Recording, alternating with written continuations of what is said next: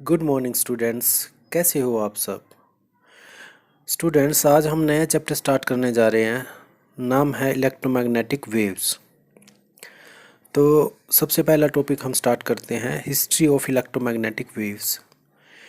Faraday, from his experimental study of electromagnetic induction, concluded that a magnetic field changing with time at a region produce an electric field in that region।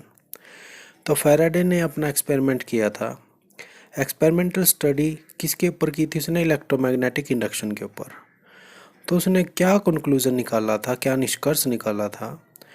उसने निष्कर्ष निकाला कि magnetic field अगर बदलता है with the time, वो electric field को भी प्रोड्यूस करता है।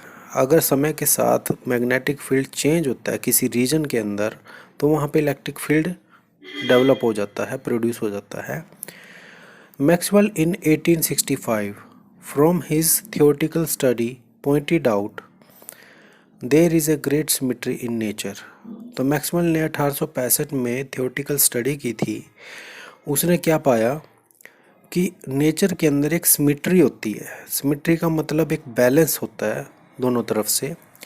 जैसे कि इसने क्या कहा, an electric field changing with time in a region produce a magnetic field there. कि अगर इलेक्ट्रिक फील्ड चेंज होता है किसी रीजन में, तो वहाँ पे मैग्नेटिक फील्ड प्रोड्यूस हो जाता है। It means a change in either field, कि दोनों में से कोई भी फील्ड अगर चेंज हो जाता है, इलेक्ट्रिक फील्ड हो या मैग्नेटिक फील्ड हो, with time produce the other field. कि अगर इलेक्ट्रिक फील्ड में चेंजेस आएंगे किसी रीजन के अंदर, तो वो मैग्नेटिक फील्ड को प्रोड्यूस करेगा। और मैग्नेटिक फील्ड के अंदर अगर चेंजेस आते हैं किसी रीजन में, तो वो वहीं पे इलेक्ट्रिक फील्ड को प्रोड्यूस करता है। तो इसे सिमेट्रिक बोला था इन्होंने, कि सिमेट्री है नेचर के अंदर।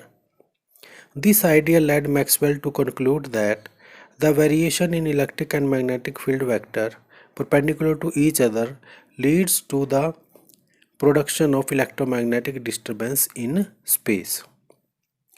तो मैक्सवेल ने आगे इसी आइडिया से क्या कंक्लूजन निकाला कि अगर इलेक्ट्रिक और मैग्नेटिक फील्ड हैं एक दूसरे के परपेंडिकुलर, तो वो जो है इलेक्ट्रोमैग्नेटिक डिस्टर्बेंस कह लो, वेव कह लो, ठीक है, तो उसे जनरेट करते हैं। वो स्पेस के अंदर इलेक्ट्रोमैग्नेटिक वेव को प्रोड्यूस करते हैं अगर किसी रीजन में इलेक्ट्रिक और मैग्नेटिक फील्ड एक दूसरे के परपेंडिकुलर चेंज होते हैं। These disturbances have the properties of wave. तो इन डिस्टर्बेंस के अंदर वेव की प्रॉपर्टीज़ होती हैं। And can travel in space when even without any material medium. अब नॉर्मल वेव थी, जैसे वाटर वेव होती हैं, पानी में अगर हम कोई कंकर फेंकते हैं तो उससे क्या होता है, लहरें पैदा हो जाती हैं वहाँ पे। लेकिन ये जो इलेक्ट्रोमैग्नेटिक वेव थी, तो ये जो है स्पेस के अंदर पैदा होती हैं, मतलब इन्हें कोई भी मीडियम की ज़रूरत नहीं होती। जैसे साउंड वेव का भी आपको पता है, साउंड वेव क्या वेव होती है जिनको मीडियम की ज़रूरत होती है। जैसे हवा एक मीडियम का काम करती है। मीडियम क्या होता है? माध्यम जिसके पार्टिकल वाइब्रेट करते हैं, जिससे कि आवाज़ आगे की तरफ बढ़ती है। तो लेकिन इलेक्ट्रोमैग्नेटिक वेव्स क्या होती हैं जिनको किसी भी माध्यम की ज़रूरत नहीं होती। वो स्पेस में जहाँ पे वैक्यूम होता है, जहाँ पे हवा नहीं होती, वहाँ भी आसानी से मूव कर सकती हैं। जैसे कि सूरज की रेडिएशन, ये स्पेस में से मूव करके आती है, कितना लंबा डिस्टेंस ट्रैवल करके आती है। आगे देखिए, these waves are called electromagnetic waves. तो इन्हीं को इलेक्ट्रोमैग्नेटिक वेव्स कहते हैं। नेक्स्ट आगे definition. According to Maxwell, the electromagnetic waves are those waves in which there are sinusoidal variation of electric and magnetic field vector at right angle to each other as well as at right angle to the direction of wave propagation। अब इसका meaning समझिए क्या है कि electromagnetic waves वो waves होती हैं, वो तरंगे होती हैं जिनके अंदर साइनसोडियल कैसे होता है, एस की तरह, ठीक है। जैसे कि आपको सामने फिगर में दिखाई दे रहा है, ये जो पिंक कलर में हम देखते हैं, पिंक शेड के अंदर, ये इन्होंने इलेक्ट्रिक फील्ड को लिया है इस डायरेक्शन में, वाई एक्सिस के अलोंग। तो ये जो है देखो कैसे मूव कर रहा है, ठीक है, एक बार ऊपर की तरफ, एक बार नीचे की तरफ, एक बार ऊपर की तरफ, एक बार नीचे की तरफ। तो ये जो है इलेक्ट्रिक फील्ड को शो कर रहा है। ऐसे ही मैग्नेटिक फील्ड क्या है जेड एक्सिस में, और वाई और जेड कैसे हैं, right angle to each other, perpendicular हैं एक दूसरे के। तो मैग्नेटिक फील्ड जो है वो ग्रे शेड में दिखाया गया है इन्होंने। तो इन वेव्स को कहते हैं साइनसोडियल वेव, ठीक है, साइनसोडियल वेव्स वेरिएशंस होती हैं ये of electric and magnetic field vector at right angle to each other as well as right angle to the direction of wave propagation. अब ये क्या चीज़ है, ये तो आपने देख लिया। देखो इलेक्ट्रिक फील्ड और मैग्नेटिक फील्ड की वेव्स कैसे चल रही हैं, एक दूसरे के राइट एंगल, लेकिन ये मूव किस तरफ कर रही हैं, ये एक्स एक्सिस की डायरेक्शन में मूव कर रही हैं। तो इस डायरेक्शन को ही प्रोपेगेशन बोलते हैं, ठीक है, जिस डायरेक्शन में वेव चल रही है उसे डायरेक्शन ऑफ प्रोपेगेशन बोलते हैं। तो परपेंडिकुलर डायरेक्शन में इलेक्ट्रिक और मैग्नेटिक फील्ड हैं और उनका मोशन उन दोनों के भी परपेंडिकुलर है, तो इसे बोलते हैं direction of wave propagation. Both these fields very with time and space. तो ये दोनों फील्ड चेंज हो रहे हैं टाइम के साथ साथ, ठीक है, एंड स्पेस के साथ साथ भी, and have the same frequency, दोनों की फ्रीक्वेंसी सेम है, ठीक है। मतलब जब इलेक्ट्रिक फील्ड बिल्कुल जीरो पे आ जाता है तो मैग्नेटिक फील्ड भी जीरो पे चला जाता है, उधर एक्स एक्सिस पे, देखो आप चेक कर सकते हो एक्स एक्सिस पे। और जब ये मैग्नेटिक फील्ड मैक्सिमम है उसी टाइम इलेक्ट्रिक फील्ड भी मैक्सिमम है। तो इसका मतलब क्या है कि ये दोनों सेम फ्रीक्वेंसी से चल रहे हैं। In figure 5.4 the electric field vector E vector and magnetic field vector B vector are vibrating along Y and Z direction and propagation of electromagnetic wave is shown in X direction, ठीक है। ये अभी अभी मैं explain कर चुका हूँ definition के अंदर।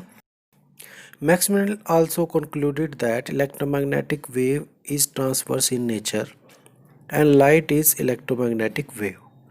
तो मैक्सवेल ने और क्या क्या कंक्लूजन निकाले, उसने ये कंक्लूजन निकाला, ये निष्कर्ष निकाला अपने एक्सपेरिमेंट का कि इलेक्ट्रोमैग्नेटिक वेव ट्रांसवर्स होती है नेचर में। ट्रांसवर्स का मतलब क्या है कि वाइब्रेशन जिस डायरेक्शन में चलती है उसके परपेंडिकुलर इसका मोशन होता है। वाइब्रेशन अप एंड डाउन चलेगी और मोशन इसका आगे की तरफ होता है, तो इनको कहते हैं transverse waves. And light is magnetic wave, तो लाइट भी एक मैग्नेटिक वेव है। Examples of electromagnetic waves are radio waves, microwaves, infrared rays, light waves, ultraviolet rays, X rays and gamma rays. इन सब को आगे हम डिटेल में पढ़ेंगे। आगे देखिए किन किन साइंटिस्ट ने आगे रिसर्च की इसमें। इन 1888 हार्ट्स डेमोन्स्ट्रेटेड एक्सपेरिमेंटली, हार्ट्स एक साइंटिस्ट था, उसने एक्सपेरिमेंट करके क्या शो किया, डेमोन्स्ट्रेट किया, क्या दिखाया, the production of electromagnetic waves using a spark oscillator and then detecting them successfully.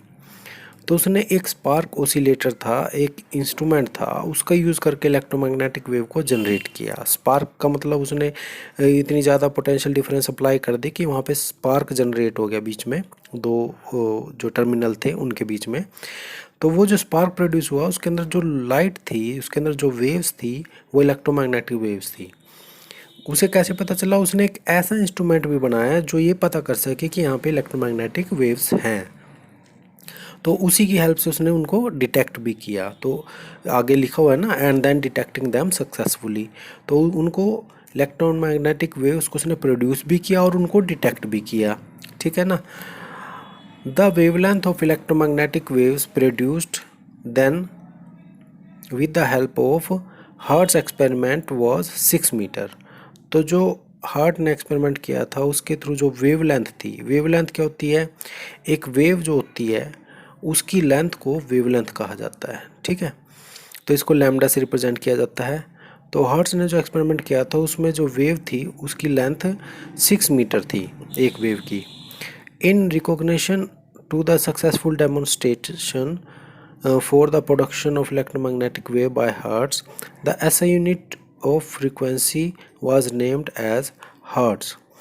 तो जैसा कि इसने हार्ट्स ने काफ़ी अच्छा एक्सपेरिमेंट किया था, तो उसी के ओनर में वेव की फ्रीक्वेंसी को नापने के लिए जो यूनिट बनाया गया, जैसे कि मास के लिए केजी एक यूनिट है किलोग्राम, वैसे ही वेव की फ्रीक्वेंसी, फ्रीक्वेंसी का मतलब होता है भी एक सेकंड के अंदर कितनी वेव जनरेट हो जाती हैं, प्रोड्यूस हो जाती हैं, ठीक है, तो उसे फ्रीक्वेंसी कहते हैं।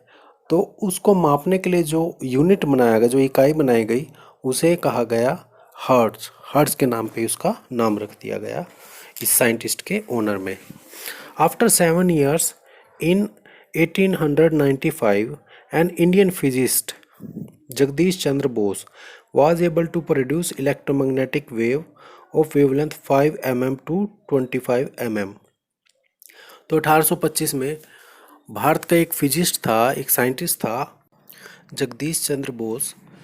उसने भी इलेक्ट्रोमैग्नेटिक वेव्स को प्रोड्यूस किया, लेकिन उसने काफ़ी छोटी वेवलेंथ की इलेक्ट्रोमैग्नेटिक वेव को प्रोड्यूस किया था, जिनकी वेवलेंथ थी 5 mm से 25 mm के बीच में। But his experiment was confirmed to laboratory only. उसका एक्सपेरिमेंट जो है सिर्फ लैब के अंदर ही उसने जो प्रयोग किया था उसी में सिद्ध किया था। इन 1896 गाइलेलियो मार्कोनी, ठीक है, discovered that if one of the spark gap terminals of Hertz oscillator is connected to an antenna.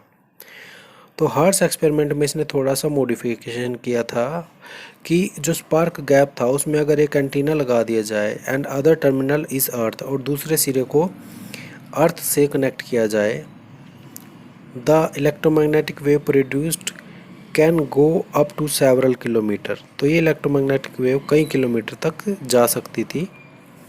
These waves could be detected at a large distance by making use of antenna earth system as detector। तो antenna earth system को बना के दोबारा से इनको detect किया जा सकता था। Using these arrangements in 1899 Marconi was the first to establish a wireless. तो इस एक्सपेरिमेंट का यूज़ करके ही मार्कोनी ने सबसे पहला वायरलेस बनाया था। वायरलेस मतलब एक जगह से दूसरी जगह सिग्नल भेजने वाला सिस्टम, ठीक है। वेव जो है एयर के अंदर से ही ट्रैवल कर सकती थी बिना वायर के, वायरलेस इसने सिस्टम बना दिया था। Communication across the English channel A distance of about 50 kilometre. तो 1899 में ही मार्कोनी ने एक ऐसा कम्युनिकेशन सिस्टम बनाया जिसके अंदर सिग्नल को 50 किलोमीटर दूरी तक भेजा जा सकता था। इंग्लिश चैनल क्या था, एक वाटर बॉडी है काफ़ी बड़ी, तो उसको इंग्लिश चैनल का नाम दिया गया है। तो उसके अक्रॉस, उसके एक सिरे से दूसरे सिरे तक के जो है डिस्टेंस को ट्रैवल किया गया इस वेव के द्वारा। तो ये मार्कोनी ने एक्सपेरिमेंट किया था। तो इस तरह से इलेक्ट्रोमैग्नेटिक वेव के अंदर काफ़ी रिसर्च होते गए और आस्ते आस्ते ये डेवलप होती गई। और आज के टाइम में क्या है, हम जैसे मोबाइल यूज़ कर रहे हैं, इसके अंदर भी तो इलेक्ट्रोमैग्नेटिक वेव्स ही यूज़ होती हैं। तो ये इसका मॉडर्न यूज़ है। आज के टाइम में टेक्नोलॉजी बहुत आगे तक पहुंचा चुकी है इसको, इलेक्ट्रोमैग्नेटिक वेव्स को। तो इन्हीं के थ्रू देख लो हम इतना काम कर रहे हैं, ऑनलाइन स्टडी भी चल रही है, ठीक है। तो इन सब को आपने अच्छे से पढ़ना है, लेक्चर्स को, साथ ही साथ अपने नोट्स भी तैयार करते रहना। तो मिलेंगे नेक्स्ट लेक्चर में। Till then good bye.